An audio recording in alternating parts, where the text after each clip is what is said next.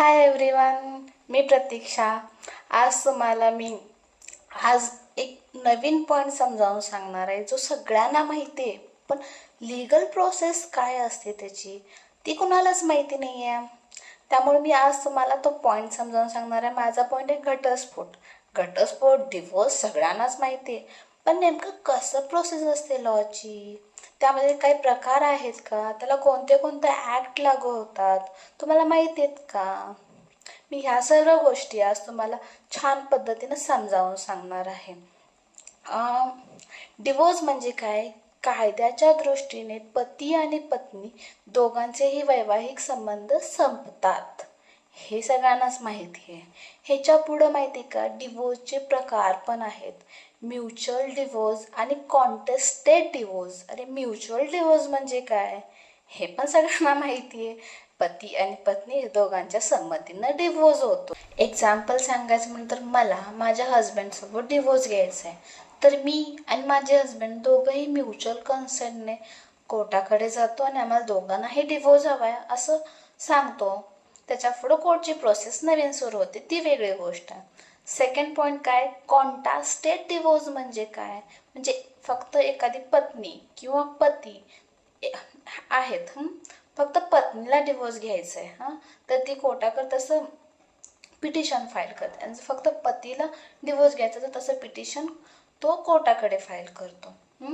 यामध्ये बेस काय आहे ते सांगते. क्रुएलिटी बेस आहे, त्यानंतर अडल्ट्री बेस आहे, त्यानंतर डेझर्शन बेस आहे, त्यानंतर मेंटल डिसऑर्डर बेस आहे. मग हे पतीच्या बाबतीत येऊ शकतं आणि पत्नीच्या बाबतीत येऊ शकतं. त्यानंतर ह्यामध्ये कोणते कोणते ॲक्ट आहेत तेही सांगते मी तुम्हाला. फर्स्ट येतो हिंदू मॅरेज ॲक्ट 1955, त्यानंतर स्पेशल मॅरेज ॲक्ट 1954, त्यानंतर इंडियन डिवोर्स ॲक्ट 1869, त्यानंतर मुस्लिम पर्सनल लॉ पण येतात, फॅमिली कोर्ट ॲक्ट 1984. एवढ्या साऱ्या ॲक्टच्या अंडर आपल्याला डिवोर्स घेता येतो. त्यानंतर पुढची एक गोष्ट सांगते मी की डिवोर्स म्हणजे डिवोर्सची प्रोसेस कशी चालते. फर्स्ट आहे ना, जर म्युच्युअल कन्सेंटने डिवोर्स घ्यायचा असेल तर पती पत्नी दोघंही डिवोर्स फाईल करतात. आणि जर कॉन्ट्रास्टेड डिवोर्स घ्यायचा असेल तर पती किंवा पत्नी दोघांपैकी एक जण पिटिशन फाईल करतात. पिटिशन फाईल केल्यानंतर जर पत्नीने पिटिशन फाईल केली असेल तर पतीला नोटीस जाते. पतीने पिटिशन फाईल केली असेल तर पत्नीला नोटीस जाते. त्यानंतर पुढे त्या दोघांची स्टेटमेंट घेतले जातात. त्यानंतर त्यामध्ये काउन्सिलिंग घेतलं जातं. जर काउन्सिलिंगने दोघांचाही प्रश्न सुटत असेल तोही सोडवण्याचा प्रयत्न केला जातो. त्यानंतर पुढे येतं कोर्टचं. मग डिसिजन, कोर्ट काय असेल ते आपला डिसिजन देते. मग त्यांना वाटत असेल की बाबा आता इथं ह्या पॉईंटला येऊन डिवोर्स घेणे गरजेचेच आहे, किंवा हा क्षुल्लक पॉईंट होता, दोघांचे मतभेद क्षुल्लक होते, हे जर मिटून दोघं एकत्र राहत असेल तर डिवोर्सची गरज नाही, हे कोर्टचं जजमेंट किंवा कोर्टची डिग्री ठरवेल. त्यानंतर पुढं अजून एक गोष्ट येतं. डिवोर्स म्हटला की चाइल्ड कस्टडी येते, मेंटेनन्स येतो, त्यानंतर प्रॉपर्टीचं म्हणजे डिव्होजन म्हणजे दोघांना प्रॉपर्टी वाटून दिली जाते. हे सर्व निर्णय कोर्ट घेणार. यामध्ये सुद्धा ॲक्ट आहेत. म्हणजे मी काय म्हणते, जेव्हा तुमची केस आहे ना कोर्टात जाते, प्रत्येक प्रोसेस प्रत्येक ॲक्टनुसारच होणार. एव्हिडन्सची प्रोसेस एव्हिडन्स ॲक्टनुसार होणार. तुमचं पिटिशन फाईल होतं ते कोणत्या ॲक्टनुसार होणार ते तुमचे वकील ठरवतील. त्यानंतर मेंटेनन्ससाठी ना हिंदू मॅरेज ॲक्ट 1950 मेंटेनन्सची प्रोसेस आहे, म्हणजे प्रोव्हिजन आहे. त्यानंतर चाइल्ड कस्टडीसाठी Hindu minority and guardianship act आहे. अजून एक ॲक्ट आहे ते पण सांगते, गार्डियन्स अँड वॉर्ड्स ॲक्ट 1890.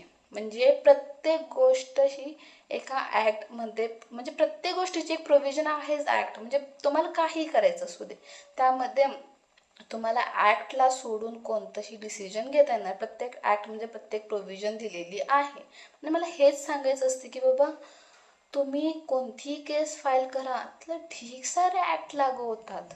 म्हणजे एक वकील असून हे आम्हाला माहिती असणं गरजेचं आहे. आणि तुम्ही एक सामान्य नागरिक आहे, तुम्हाला पण ह्या गोष्टी माहिती असाव्यात म्हणताना मी हे तुमच्याशी शेअर करते. आणि तुम्ही हे दुसऱ्यांना पण शेअर करा की त्यांना कळेल की बाबा आपण एखाद्या केसमध्ये पडतोय तर कोर्टाची प्रोसेस कशी असते, ते तुम्हाला हँडल करणं सोपं जाईल. तुम्हाला वकिलांचं बोलणं समजणं सुद्धा सोपं जाईल.